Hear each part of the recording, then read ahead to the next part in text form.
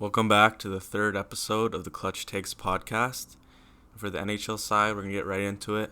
Keller has just signed an 8-year, $7.15 annual value extension with the Arizona Coyotes in a time where all the RFAs are not signing deals.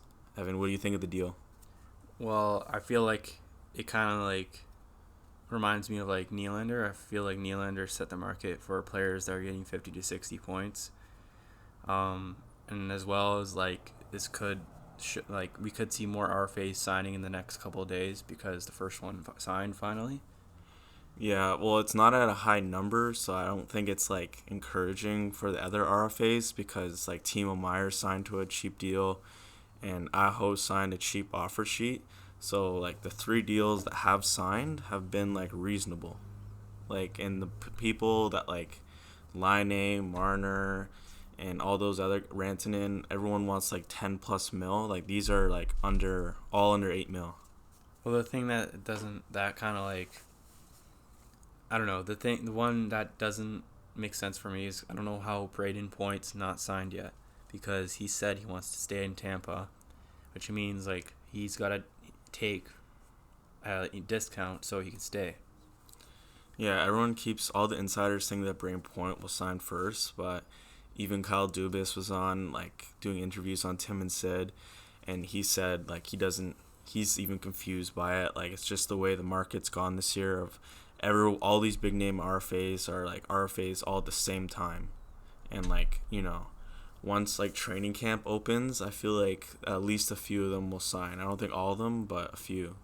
Yeah, and well, Keller signing 8 years is good too because it's Keller, he could become better than he is right now. He's a 50, 60 point player, 20, 30 goal scorer. And, they've gotten Phil Kessel in the off season. So, and, Dan said that Phil Kessel is going to make this team. He says he wants to go to the playoffs. So this could be good. Well, what do you think about 8 years though? People usually say they don't want to stay in Arizona. If he's signing for 8 years, that means he obviously likes what they're building. Yeah, I mean they already have a good defense. They have good goaltending. They just need to score. And Clayton Keller, honestly, with all the hype that was built around him for his disappointing season he had last year, they're obviously banking on potential with this contract. And I think that Keller will eventually surpass this, and it will look like a steal, especially as the cap continues to rise. And people someday will get contracts 13 mil, 14 mil, 15 mil.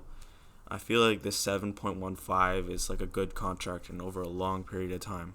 And also if Kessel plays with Keller, and Keller's points might go up too. So it's all, yeah, like you said, it's going to look good. The next topic we want to talk about is Seattle's expansion team, as they just named an assistant GM. And this has been a topic that no one's really been talking about right now, as it's been on the back burner. And I feel Seattle, they still haven't even had a team name yet. Do you feel, what do you feel with Seattle? Do you think they'll have a chance to succeed as fast as Vegas? I mean, I don't see too many. I could see them. I feel Vegas, it was kind of most of her success was because, Fleury was available. And I don't see any goalies of that caliber being available, right now. Yeah, that's true. And also, I feel a lot of teams, since it was a new way of doing the expansion draft, of you have to trade draft picks in order to keep them from taking one of their guys. They ended up getting players like Marchessault or Riley Smith or William Karlsson that randomly broke out. They found a lot of diamonds in the rough, and teams made a lot of mistakes. So I feel with teams being more experienced, they definitely won't make those mistakes again. Yeah, I mean, I feel I don't know. I feel Seattle's not going to be as good. I don't know. I don't think they'll be a rebuilding team, but I also don't think they're going to have the success as Vegas did. think they're gonna take it more like the long road approach. I think that they're gonna target young players. Obviously, some of the young players are protected, but I mean like just young players are available that if they got a bigger opportunity, then they could thrive. They'll like stockpile a bunch of those type of players, and save more of their cap. I could see them being a team that everyone dumps their bad contracts on, honestly. Yeah, that could happen too. Well, that's obviously what teams want to do first. Yeah. Pierre Mcguire is removed from NBC. Well, he's removed from the first unit, so I think it's just like he's going to be on less. Yeah. And like Pierre Mcguire is someone that throughout the industry, like fans don't usually like him. Like he's had a bunch of notorious bad calls. And I feel like even though he's just the guy reporting from the bench, he's ruined moments like 2009, I'm pretty sure, Eberle's goal, when it was an amazing comeback, and I think Eberle tied it, and with like a few seconds remaining, and the guy was like, "Can you believe it?" And it's like it was supposed to just go quiet, and the whole crowd celebrates, but then instead he jumps in and says, "Yes, I can," and it's like it totally just ruined the moment forever. It's like it's ingrained, and it's like that's what people will think about instead of the goal, which is like sad and annoying. Yeah, he just wants to steal the spotlight most of the time. Yeah, I don't know. Plus, like, a thing also we can talk about is the sports industry has been evolving and changing as Nick Kyprios is now gone from Sportsnet, and John Shannon is now gone from Sportsnet, and from the Sportsnet broadcast 590, Bob McCowan also resigned. So like, there's a lot of turnover right now. And I think it's time for new people to be broadcasting. So we've had the same guys for a long period of time. Evan, what do you feel about that? Yeah, I understand. I mean, it's kind of weird how, like, a huge wave of people are just leaving. Like, I don't know. There must be something that we don't know that is happening behind the scenes that would make them all want to leave right away. Is there any person that left that you're like, oh, I'm kind of mad they left, or is it kind of like, oh, whatever's? I mean, it's whatever. I mean, I don't really pay attention to it too much, but like the only ones I would really care about if they left is Don Cherry, obviously, and Ron McLean. Well, Don Cherry was like rumored to be leaving, but then he stood up and said like, I'm not going anywhere. They said bring me back. And it seems like Don Cherry is literally going to be doing Coach's Corner and Grapevine till the day he dies. But yeah, I think all the main pieces that are respectable in the sports world are still there. Like Elliot Freeman is still there. Darren Dreger is another guy, but people have mixed feelings about him. Bob McKenzie's still there. Ray Ferraro.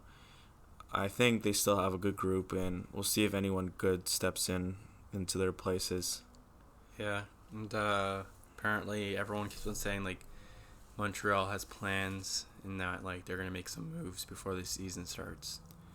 Yeah, they missed out on Aho. They're in on Duchesne.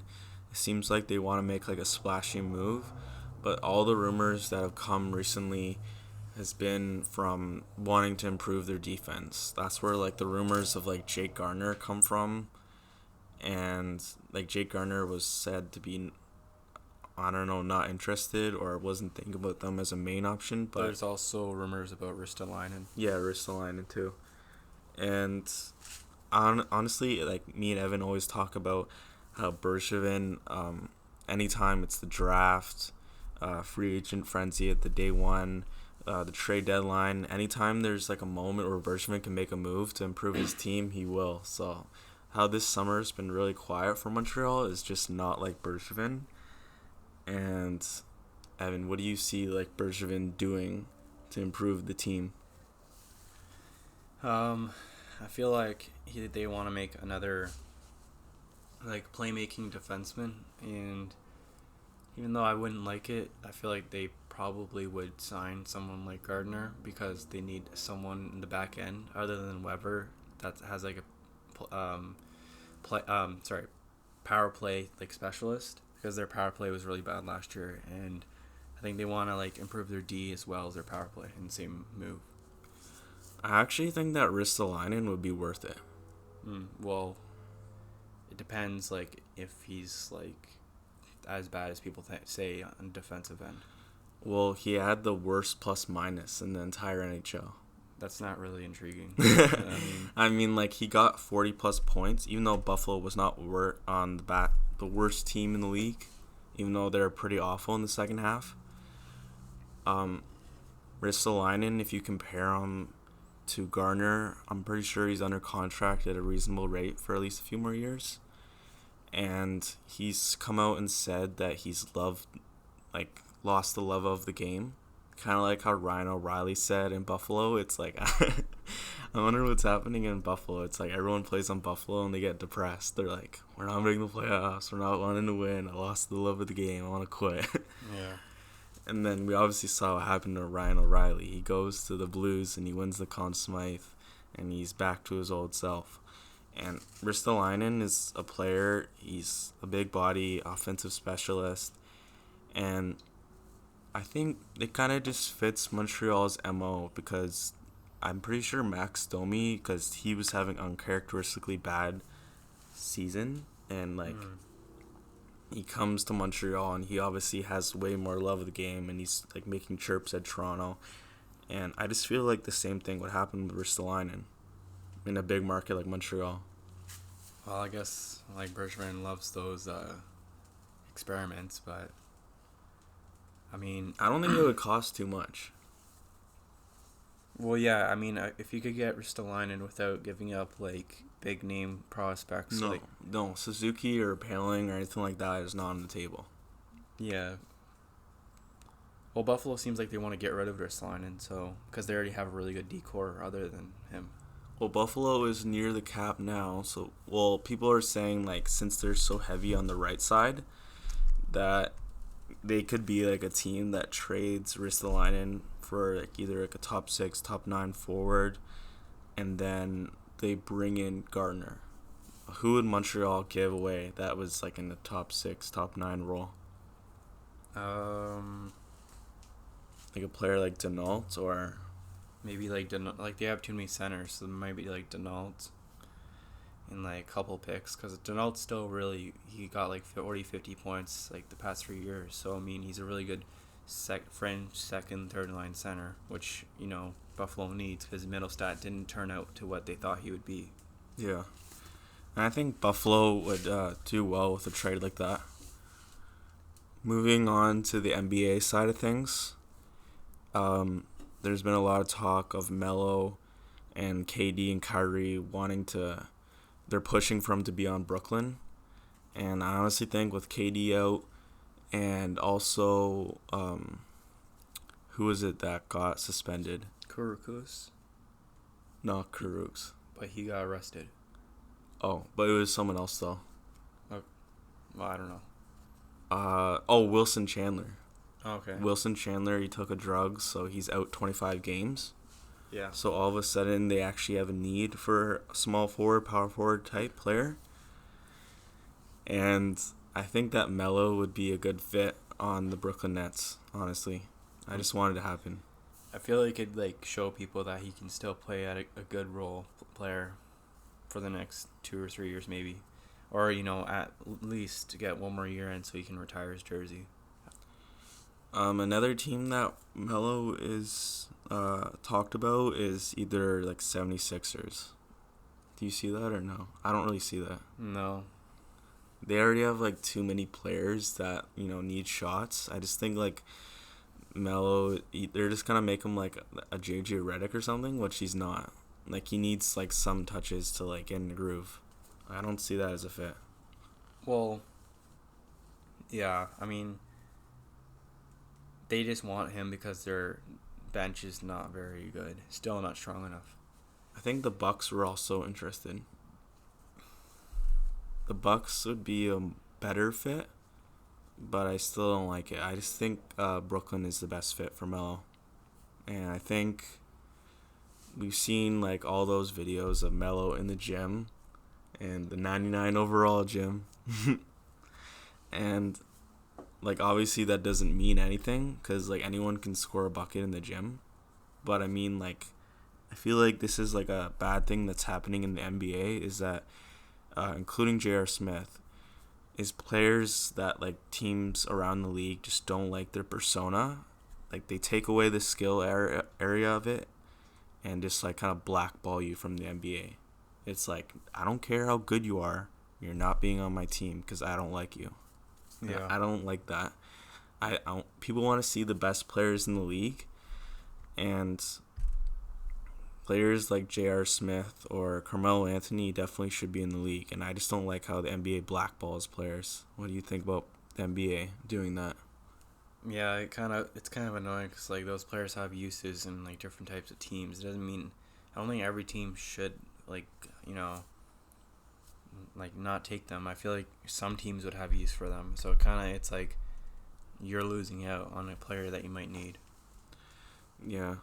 And another player that might be coming back to the NBA is ISO Joe Johnson. He's playing in the Big Three, and his team won the championship. And it's actually kind of sad because the Big Three is actually more popular than the WNBA. But I mean, like, that's kind of is it really surprising? Because the WNBA is kind of a joke. No offense. And yeah, I feel like the teams like are interested is like Bucks, 76ers, Nets, same sort of teams that need a scorer off the bench. And I definitely feel like he can still play because I don't know why he necessarily left, either take a break or he couldn't find a job. But he's another example of a player that, he should definitely be at least on a team. And the next topic we want to talk about is the FIBA World Cup and how the NBA can convince players to actually play and not everyone just saying, I'm focusing on the season. Yeah, I mean, well, everyone thinks that they have a chance, and I think it was McCollum who said that they all think they have a chance, and that's why they're not going to join because it's like they all know U.S. is going to win. Well, maybe not now. Because Team USA is like not good, not that good. But I mean, still, like everyone thinks they have a chance. Like, the NBA has more parity than it ever had in the past 5-6 years because, players moved around this offseason, as you know, and there's like at least 6 to 7 teams that actually have a legit chance of winning the championship this year. Yeah, but for the FIBA World Cup, I just think it's become kind of a bit of a pathetic tournament because so many players from the NBA like just don't really want to rep their country anymore. They just think it's like not that big of a tournament, and everyone just makes the excuse that they're preparing for the season when it's like even players on bad teams say they're preparing for the season. It's like, oh, you're preparing to win 25, 30 games? It's like, I don't understand it. I feel like if they can convince players to play, if they got like, I don't know, it's hard to... People say that you have to show up like 6 weeks before it starts. So people are saying that if you cut that time to like 4 weeks before it starts, that players might be more convinced to come. Yeah. And I don't know. I feel like if they made it more of like if you won, give it more of a good thing. Because like in the NHL, if you won like the gold medal, people would talk about that for the rest of their career. But no one, if you win the FIBA World Cup, no one cares. Yeah, and Team USA is also not dominating this tournament at all, as they lost a close one. I mean, they won a close one in overtime to Turkey, and it's basically Team Celtics because like 4 of the players are on the Celtics: Kemba, Tatum, Jaylen Brown, and Marcus Smart. So this also just kind of like proves our point because Turkey is not a highly rated nation for basketball. And with Team USA letting it get that close, it just shows like the Celtics being the main players there, that the Celtics are actually not as good as people say they are. Yeah, I mean, back to our old video, old video. It kind of like, I don't know. It's like, how do you like go to overtime with Turkey? Like, I don't understand. That just makes no sense to me because I don't know. It's like it's kind of like NBA players versus European players. Obviously, NBA players are gonna win. It just makes no sense. And Celtics, like, It's kind of embarrassing. it should be a wake up call for Celtics, honestly. Yeah, honestly. But yeah, the FIBA World Cup needs to fix its act, honestly. I think they need to implement a plan to convince NBA players to come. And also, a reason why, at least in North America, why it's not being popular right now is because I'm pretty sure all the games are at 3 a.m. So that's why, like, Evan, you said, oh, I'm not following it. It's like, you only can really follow it on, like, the updates. And if you're not seeing the updates, you totally don't know what's going on because it's, like, at a stupid time. Like, if they want people in North America to watch this thing, it should be at, like, prime time, especially in the summer when not basketball is being played. Yeah. I mean, I don't know. I didn't watch a single game of the FIBA World Cup, so that's proof that no one cares about it. Anyway, that's going to wrap it up for the podcast number 3. And we'll see you guys in the next video.